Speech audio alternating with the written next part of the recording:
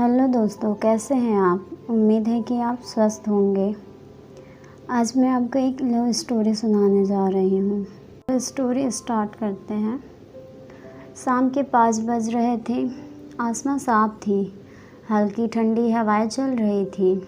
प्रेम दोस्तों के साथ मोहल्ले में एक छोटी सी मैदान में क्रिकेट खेल रहा था। छोटी सी मैदान इसलिए क्योंकि वह खेलने का मैदान नहीं था, बल्कि मकान बनाने वाली ज़मीन थी, जिसके चारों ओर 2 फीट ऊंची दीवार करके फ़िलहाल छोड़ दी गई थी। प्रेम बैटिंग कर रहा था। उसके दोस्त ने बॉल फेंका। प्रेम के पास बॉल तेज़ी से आई।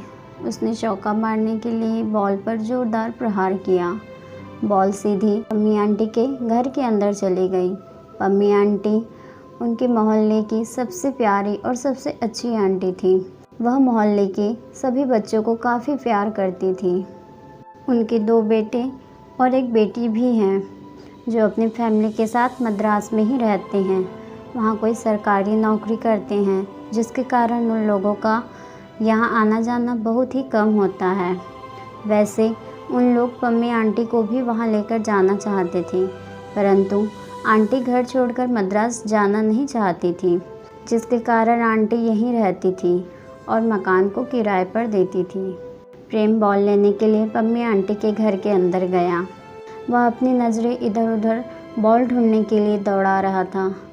तभी उसकी नज़र एक लड़की पर पड़ी, जो छत पर धूप में कपड़े सुखाने के लिए रख रही थी। सूरज की किरणें उसकी गालों पर पड़ रही थी, जिसके कारण उसके गाल किसी सूरजमुखी के फूल जैसे खिल रही थी। पीली दुपट्टा हवा के हल्के झोंकों के साथ उड़ रही थी और उसके बालों से उसकी जुल्फ़ें गाल पर आकर उसके गालों को छू रही थी। उसे देखते ही प्रेम को ऐसा लगा जैसे पूरी दुनिया थम सी गई हो और समय वहीं के वहीं रुक गई हो। प्रेम की नज़र उसके चेहरे से हट ही नहीं रही थी। वह बहुत प्यार से कपड़ों को निचोड़कर उससे पानी निकाल रही थी।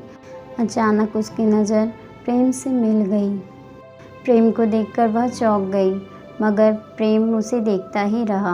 वह कपड़ों को धूप में डालकर प्रेम को गुस्से वाली नज़र से घूरती हुई चली गई, लेकिन प्रेम वही मूर्ति जैसा खड़ा रहा। तब तक प्रेम के सारे दोस्त वहाँ आ गए। सब लोग हैरान थे। प्रेम के एक मित्र ने नाराज़गी दिखाते हुए बोला, यार तुमको इतने समय से एक गेंद भी नहीं मिल पाई। प्रेम ने उससे कहा, अरे यार ढूंढ ही तो रहा हूँ।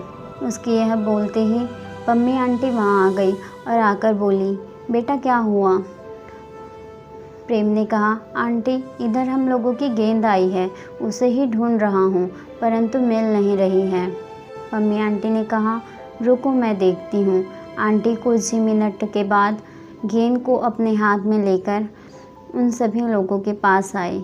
इसके बाद सभी प्रेम के मित्र उसे डांटने लगे और बोले, यार तुम्हें एक गेंद भी दिखाई नहीं देती। प्रेम मन ही मन सोचने लगा, अब इन बेवकूफ़ों को कौन समझाए कि उसे बॉल के जगह एक चाँद दिख गई थी और इतनी देर से वो उसे ही निहार रहा था। खैर प्रेम दोस्तों के साथ मैदान में आ गया। अब वह क्रिकेट खेल जरूर रहा था, परंतु उसका सारा ध्यान उसी लड़की पर टिका था। इससे पहले उसे इस मोहल्ले में या उस बिल्डिंग में कभी नहीं देखा था। उसके बारे में प्रेम ने अपने दोस्तों से पूछताछ किया। एक दोस्त आदित्य ने बताया कि वह इस मोहल्ले में कल ही आई है। उसके पिता किसी बैंक में क्लर्क है और इससे पहले वे लोग मुंबई में रहते थे। उसके बारे में प्रेम के लिए इतनी जानकारी काफ़ी थी। अगले दिन प्रेम पम्मी आंटी के घर पहुंच गया। वो लड़की इनके ही घर के 2nd फ्लोर पर रहती थी। अच्छी बात तो यह थी कि पम्मी आंटी भी अपने लिए एक फ्लैट उसी फ्लोर पर रखी हुई थी जिसमें वो रहती थी।